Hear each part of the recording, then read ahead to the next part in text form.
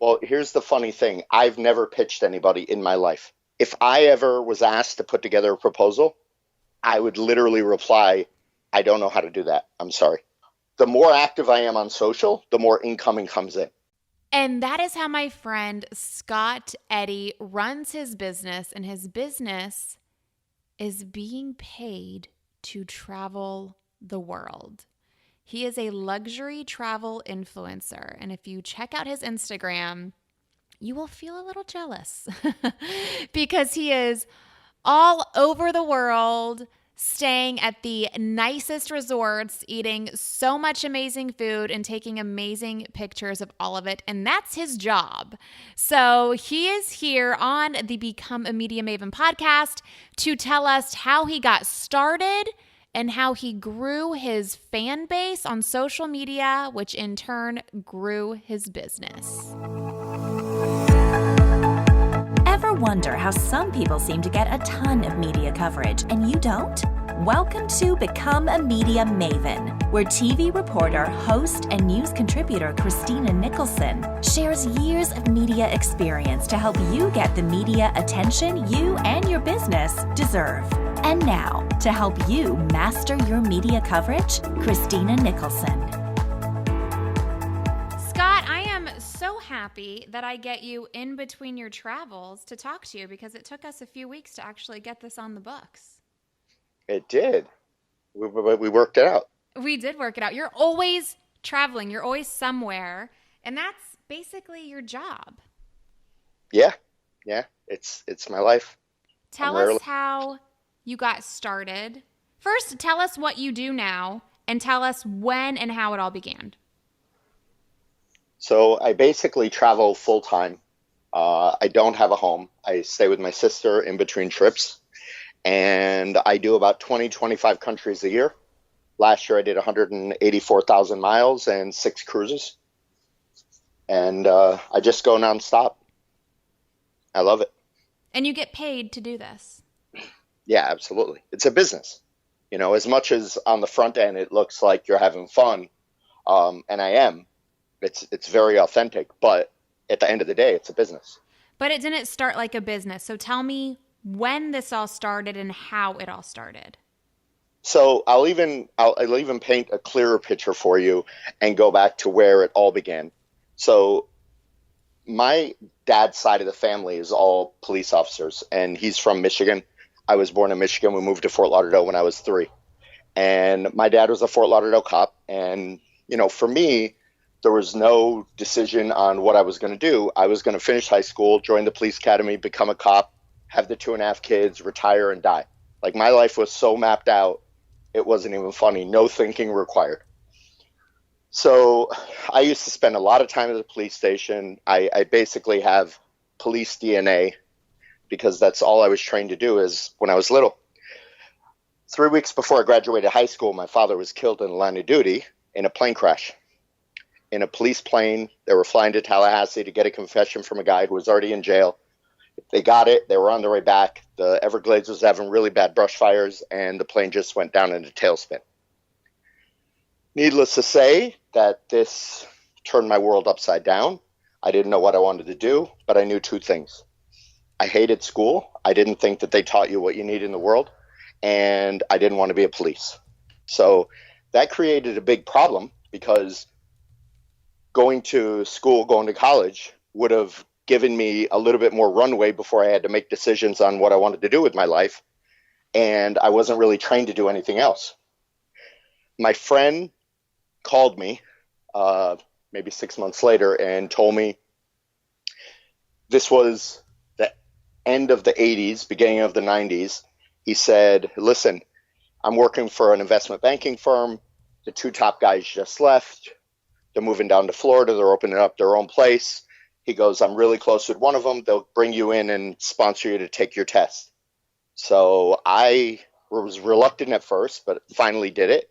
And at the end of the day, I was a stockbroker for 10 years in the 90s, which I believe gave me a great foundation of selling the most difficult product in the world on the phone. And I can literally sell anything to anybody now. At the end of the 90s, they came out of their office and said, we're selling the firm. I resigned. And my friend's friend, who was an expat living in Thailand, he said, listen, you're 29 years old. You've never been to Europe. You've never been to Asia. You're not working now. Now's your chance. Do it. So I bought a 2-week ticket to go visit him in Bangkok. After 4 days, I couldn't believe how nice the people were. You know, after coming from an industry full of egos and assholes 24 hours a day, you're literally surrounded by them. And then going to a place that has the nicest people in the world, but you're still in a city with 13 million people. I didn't think the two worlds exist, because in the States, if you're in a big city, you have more opportunities, but you're surrounded by shitty people. You have to go to a small town where nobody knows each other and everybody's nice, but there's no opportunities. I think it's kind of weird that we live in the most powerful nation in the world, but yet you can't have the best of both worlds. It's kind of strange. So I immediately took to Bangkok. I thought it was Disneyland. It was the greatest place in the world. Called my mom, sent for my things. I said, I'm never coming back to the US. And I ended up living in Europe and Asia for 17 years, 11 of it in Bangkok. So this was the end of the 90s, beginning of the 2000s, and I really sort of didn't do anything for the first year and a half. I was sort of getting my head around Asian culture and not being in the US and expat life and that whole thing. But then my friend, who was living in Hong Kong, said, you should set up a digital agency. And I was like, digital what? And he goes, a digital agency. He was at the time working for WPP, top level management, and he says, we're investing millions into this thing. And I said, I don't understand. Investing millions into what? There's AOL, You Got Mail, and MySpace. I don't know. I don't understand. What are you investing in? He goes, just trust me. So back and forth, 8-9 months. Finally, I was like, all right, whatever. I'll roll the dice. It doesn't cost anything. You know, set up a company, rent a small office, hire a couple people. So I did it. And within 6 months, we were the biggest digital agency in Southeast Asia because we were one of the first. So I didn't really have the magic formula. I just did the introductions to the firm. My team was outstanding. And I just watched them as they built up audiences, they developed strategies and you know, all of the above. And after 5 years, I closed it up and built up my own brand. I just started bouncing around different countries, and Twitter was really my weapon of choice. I think that it gives you the unlimited potential that most people these days, they don't take advantage of. And I just really started to build my brand. Can you elaborate on that? Yeah. You know, I focused on building relationships around the world via my Twitter account. I pushed out content nonstop. I really tried to put out the best content, provide the best information on, I mean, as the years go on, I really get down to my niche, which is luxury travel, but I really talk about a lot on my Twitter, you know, whether it's sports, whether it's different countries, whether it's whatever it is.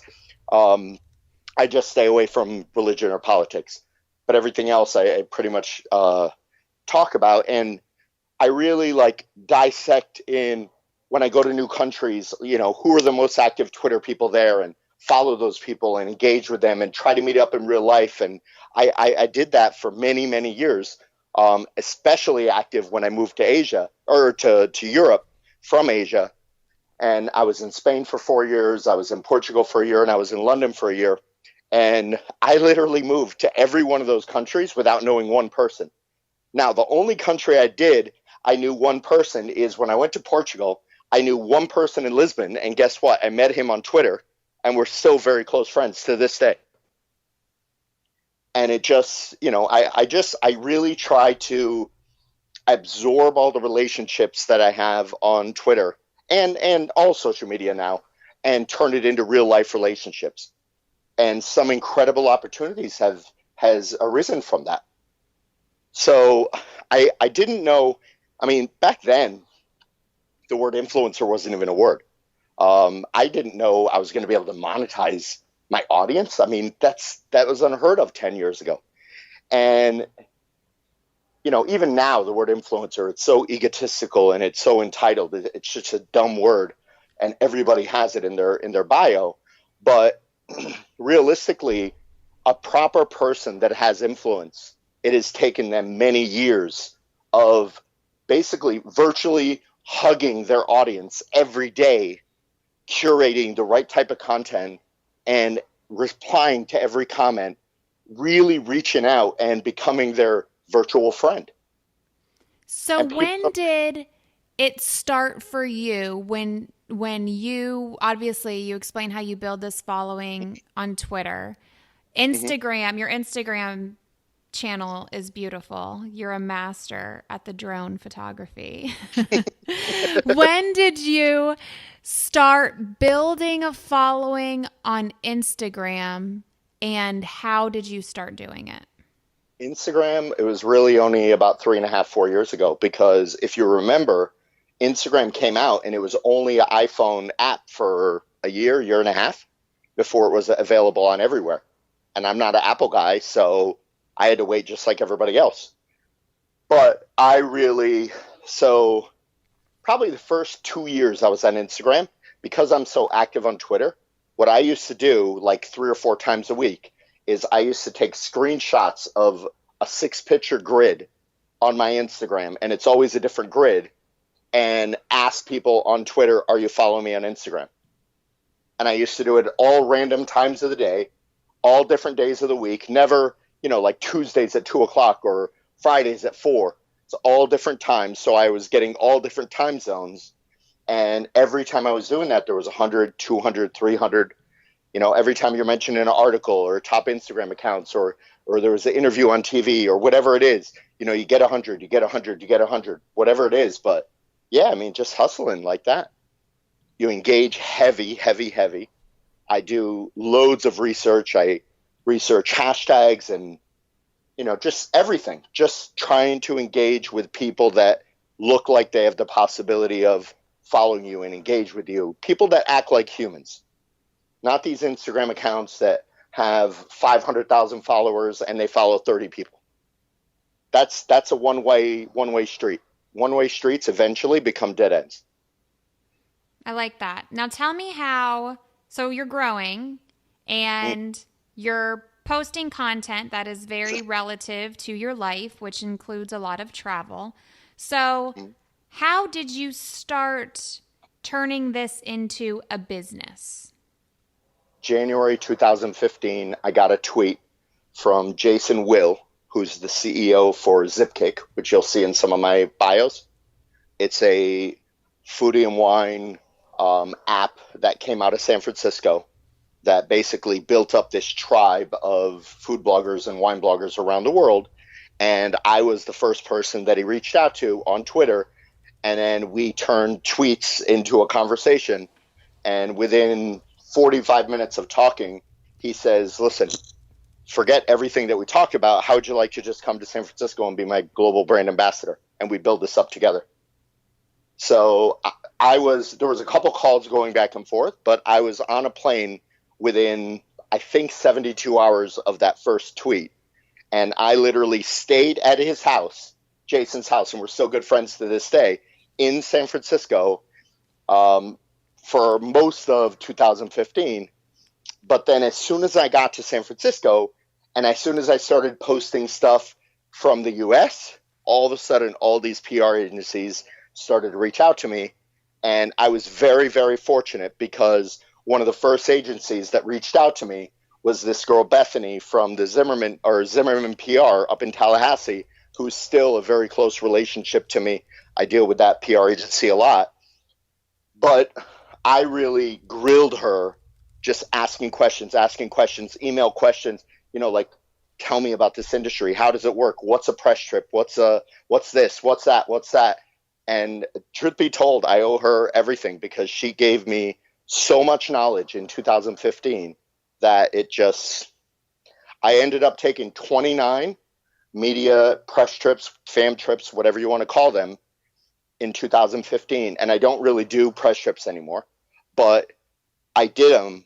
I did good ones, I did bad ones, just to learn and soak in everything that this industry is, good and bad. That's awesome. And I understand why you did it then and why you don't do it now, because you have worked your way up to a different kind of caliber where it's just not necessary. Sure. Like you said, it's all a learning experience. Okay, so you kind of touched on it there, but tell me more about how the connection is made. I'm sure when you get to a certain level, you are no longer pitching yourself and opportunities are coming to you, but explain how that works for people who don't see the business side of things. Well, here's the funny thing. I've never pitched anybody in my life. If I ever was asked to put together a proposal, I would literally reply, I don't know how to do that. I'm sorry. Because the more active I am on social, the more incoming comes in. But I would genuinely say that it used to be 95% of my business, even higher.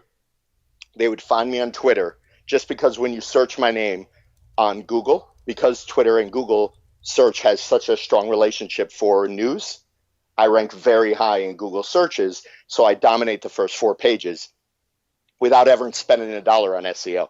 By the way, that's a free tip for people, spending oodles on SEO. That's an amazing tip for people. Well, if people think about it, like Google and Facebook are competitors. So think about how high Google is going to rank Facebook searches and Facebook relevancy and Instagram as well. And think about the comparison. The media world needs Twitter. Every PR company in the world is on Twitter. And Google search is basically just like a news source. So if you think about it, it kind of makes sense. And you'd be like, oh, wow, I'm such an idiot. Why didn't I think about that before? But anyway, so I would say 95 to 98% used to be find me on Twitter, send me an email, let's do business. Now it's probably 70%. And the rest is either Instagram or, now I'm on a lot of lists. So the emails just come directly. But yeah, it's the more active I am on social. So I get most of my business when I'm on trips. And I'm posting heavy because people see the drone shots that I just did in Aruba and they say, oh, I want that for my client. Let's talk. That's generally how it happens. And you have great engagement too. Yeah, well, I talk back. I'm human and I act human. I'm not one of these. And listen, I'm friends with a lot of these people and I'm not throwing a ton of people under the bus. But I will say I will never be one of these so-called Instagrammers where every single photo is staged. Yeah, I might set up a nice table of food and whatnot, but after that picture gets taken, I'm eating all that food. We've been together before. Yes. And I've done pictures in front of you, and after the fact, we go right back to real life. That's true. I have no problem going on a gorgeous trip and luxury travel this and this and this. And then when I get home, doing a selfie with my 16-year-old niece at like a local restaurant. And I won't not do it because it'll mess up my grid or it's not the same filter or come on, man, that's not real. I like that because I feel like there's so much. I was actually targeted with a Facebook ad and it was like, your feed could look like this or it could look like this. And it was all like same color scheme and this and that. And it looks good, but it's nice to hear somebody who's making money based off of his social media saying your social media can look real and you can still be successful. And it's just funny that I do so many things outside of the travel industry. Like I shot and you'll see these videos very soon. You'll see them probably within this week. I just shot videos for HP, for Hewlett Packard. And I just posted today, I'm sure you saw the video that I posted. I just shot video up at Disney with my sister, my niece, and her friend. We shot it was a luxury travel campaign for the VIP private tours. And typically these are really like their bread and butter is the mommy bloggers and people like that. But, they reached out for something different and the engagement so far has been really heavy. That's awesome. Okay, tell us more about the business side of things that people may find boring, but it is necessary if you want to get paid. As far as they reach out to you, do they tell you specifically, this is what I want from you, A, B, C, D? Or do they say, what can you do? Or I liked when you did this. How can you do it this way? How does it work as far as what you deliver and what they pay you? So I've gotten emails exactly down that list. I've gotten everything that you just said. Okay. And it's not more than one another. I would probably say the most that I get is if it's a very specific campaign, like I just did one for WeWork, and it was through Gary Vee's digital agency, VaynerMedia. So Vayner's the best to work with. They pay very fair rates. Everything is very super organized. Nothing has ever gone wrong, and I've done 5 or 6 campaigns for them this year. And it's just very, very good. They pay on time, if not early. It's just good, and they work with huge companies. But I would probably say I get most of my business probably from 7 or 8 PR agencies that I work with on a consistent basis. So, I mean, you have the agencies like DCI, who do a lot of DMOs and a lot of destination PR work, and they represent Visit California, who happens to be my biggest domestic client. And within that, I work with a lot of the vineyards and wineries and people like that in Napa and Sonoma. But I work with a lot of hotels as well. And then once the relationship is established, a lot of these hotels will just reach out to me directly. Okay, so you're obviously doing something that they like. And I mean, I work on the more micro influencer level. And I've worked with influencers on both sides. And I have seen so-called influencers, they go to these places, they collect their freebies or their little paycheck, and they do not deliver anything, or the client has a terrible experience and they swear off that influencer or other influencers. So tell me what you do that gets people coming back to you. Well, first off, I'll say, if you ever want to know how good an influencer is, look to see how many repeat clients they have. How many times have they been to the same destination, worked with the same brand? That is really, I'm sitting at 69 countries right now, right? And I'm dying to tick off that 70th country. Not that I country count, but, the whole numbers, you kind of want to tick it off. I want a cool country, but I keep going to the same places. I just came back from Sicily, and I'm going again in September. And I just came back from the Caribbean, and I just went back down to Aruba. And now I just came back from Lake Tahoe, and I'm going right back there on Thursday. So it's sometimes it sucks that you have such good relationships with your clients because you're always going to be doing the same rotation. Now, life could be worse. That's bitching about success.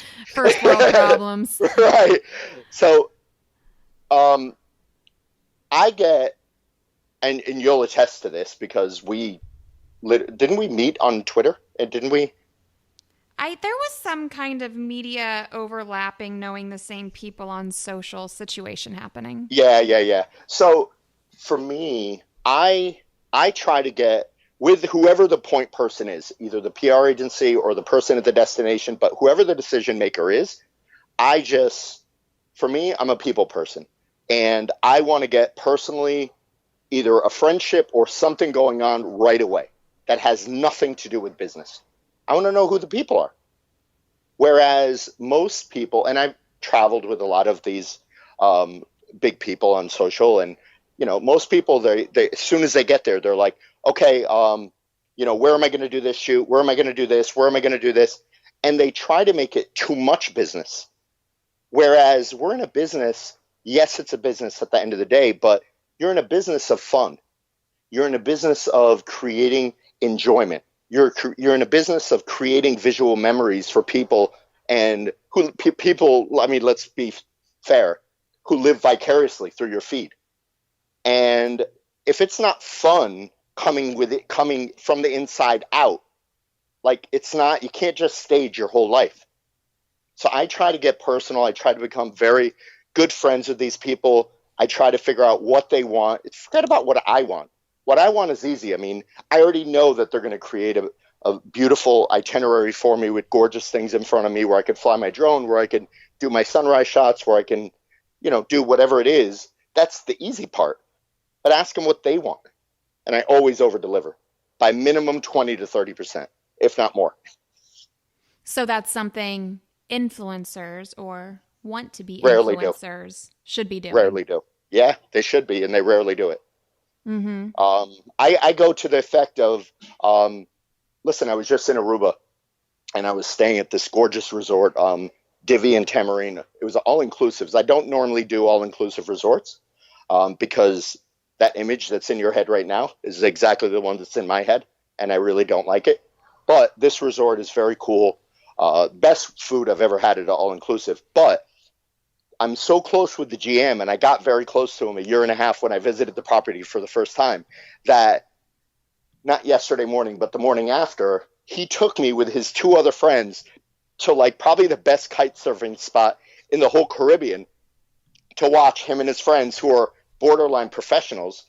And what did I do? I saw a chance to get great content. So I just took out my camera. It was too windy for my drone. And I just took out my camera and I took pictures. And the guy was so grateful because they go kite surfing every week, but it's only to go kite surfing. Nobody ever sits on the sand and takes the pictures. And I like sent it to them. And these guys were like, he sent me like 10 emails today thanking me. But I mean, it took zero effort. It was a great experience for me. And he got something that he would have never gotten. He couldn't even have paid for that, So when we're talking about the brands, mm-hmm.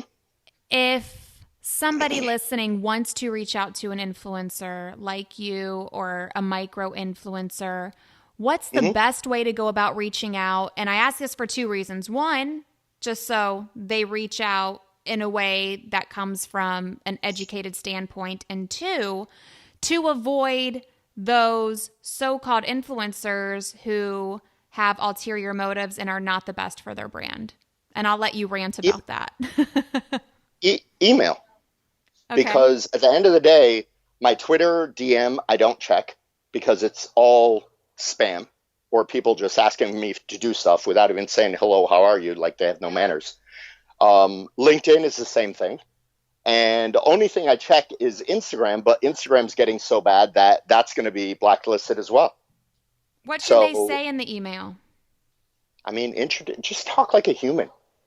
Definitely just, I can't stand when I get an email and all it is send me your rate card for this. Because I guaranteed I'm going to respond, listen, I say hello and how are you? This is how I begin emails.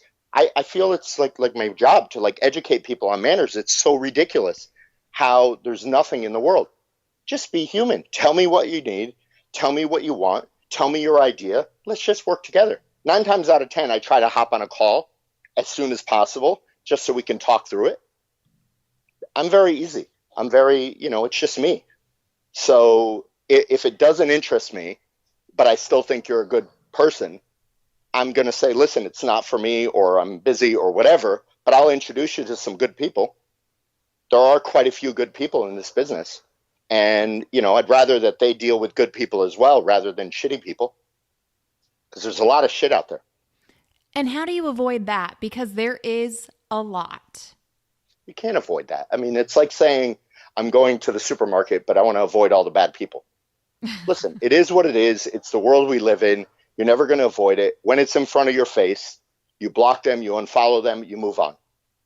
For you to get stressed out, and I see it every single day, especially on social, for you to get stressed out and get stressed over things that you have no control of, like I'll never understand that. Like, what is the end game? What logic is there? Just block it, move on. So how can people do better in this influencer marketing game on both ends, whether they want to build their following and get more opportunities and turn their brand into a business, or they want to work with more people like you to build their brands up? How can we do better? Number one, on the brand side, they really need to do a lot more research on the person that they potentially want to hire or the person that they just hired. Because I know when I'm working with somebody for the first time, as soon as I either get my final itinerary or I walk into the first hotel, I know automatically if they've done their research. because, I do certain things when I get to a hotel, like a walkthrough video of my room, like there's little intricacies that need to be handled, very, very small details that make all the difference in the world when you travel. And I feel that brands, now I'm not saying all, because a lot of them are doing the right thing, but there's still a ton that are not. They're not doing the research on who they hire. Like, they need to know what I like to post. They need to know what my favorite posts are. What does well on engagement? What is my audience like? What kind of comments are they making? It's a lot. It's very time consuming. But if you're spending the money getting me there, like, you'd be an idiot not to do it. And I totally agree with you. But do you think that's why they don't do their homework, is because it's time consuming? Absolutely. Or they don't know how to do it. Yep. They're doing influencer marketing because society says you need to do influencer marketing. Okay, I did it. It's sort of like a company that sets up all their social media and then automates everything.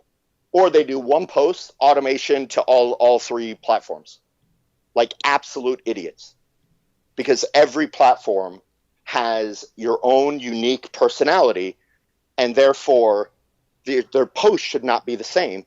The post should not, like, 9 times out of 10, you're going to have the same audience on 3 different platforms. Not always, but you're going to have a lot of overlap. Why do you want to bore those people with posting something that they've just seen? So post it later, maybe with a different image, maybe with different wording, whatever it is. It's just, it's people are lazy.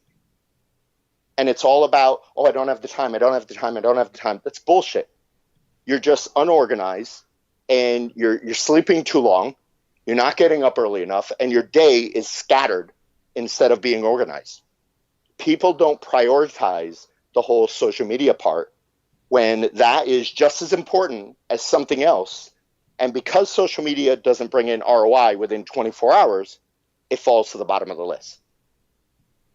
And you do something that's very different than a lot of other people, and that is you always post in real time. You don't schedule anything. No.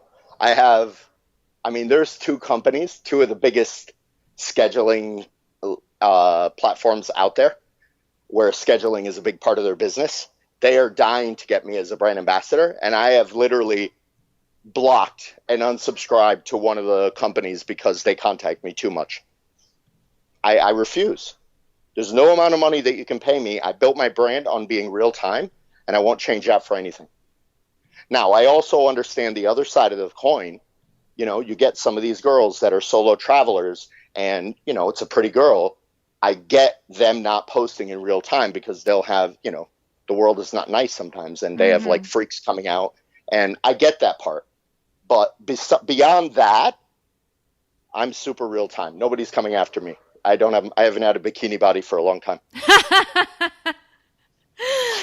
You are so funny. Where can people find you, Scott? All over. At Mr. Scott Eddy on all the platforms, and I'm there. Just talk. I talk back. I'm human. He does talk back, folks, and he talks a lot, so be careful when you reach out. Thank you so much, Scott. Is there anything else you want to add? I should have asked. I should have talked about. You have so much, like we could go on forever, but that was amazing. Like, so much value in that interview. Yeah, it's fun. I love doing these podcast interviews. I think they provide tremendous value to your audience, but they're fun at the end of the day, Awesome. Thank you, Scott. Thanks, Christina. At Mr. Scott Eddy, everybody.